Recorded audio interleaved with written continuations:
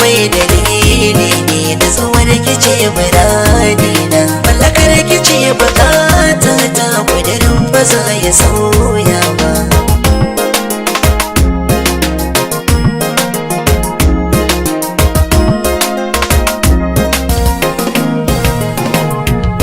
soyayyar gaskiya na biyu na bar marar fahimta da tsohuwar kice muradina na karata da jinta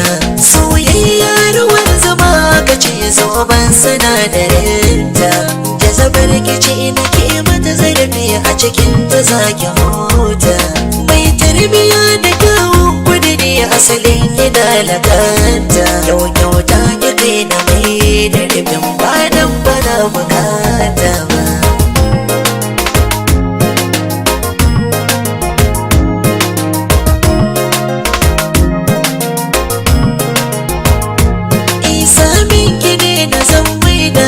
na zamba mai nasibi tafiyar da na yi kudin tsira ce to sai ki ba da gurbi karki bari ruwa ya shanye kai na da iya wuce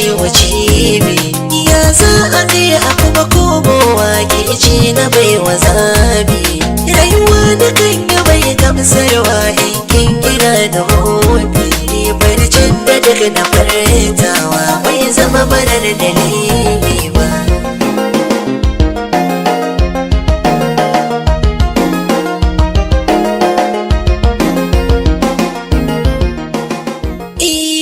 alƙawar na gaɗa na halaza har wasu su kwaikwayesa duniya da kanta da bila da kowa da arzikinsa komai ya nisan gare ki sani kwai wanda a gabansa na zama ka noman da babu fari ya bayyarsa ce ta tasa ki ta kusa ya ta yana a aikin ne ba na sauke kasa Allah ne ya ban kyautar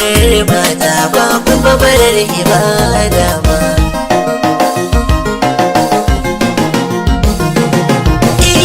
zaman lumana da alfanu ke ce nawa bishara kuma zai rike barai da mutunci na yau barar dabara ki zana baiwa koko da zuma maza zo ki sha ki kara ki ajiye a kurfin da zai karko domin gudun asara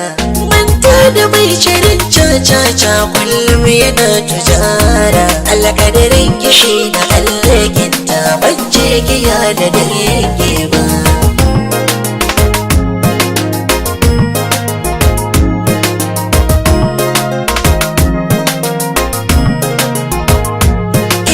garzayo da yake ɗora gini tubalin ba za ya fada ba na share dukkan mazaunin ke ban bar shi da kazanta ba bayar gane ido za ki ba babbar tabar da dauda ba aure ibada ta Allah ce ba zai gina jihadi ba maganar da duka nake furtawa ba da wata nake misali ba ni da ke na dau misali na dan bambace a layin ba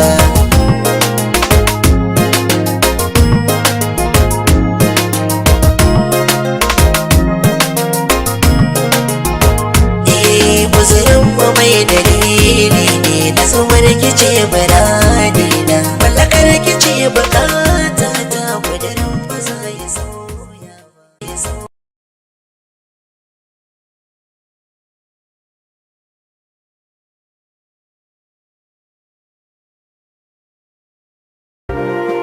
Sarauniya TV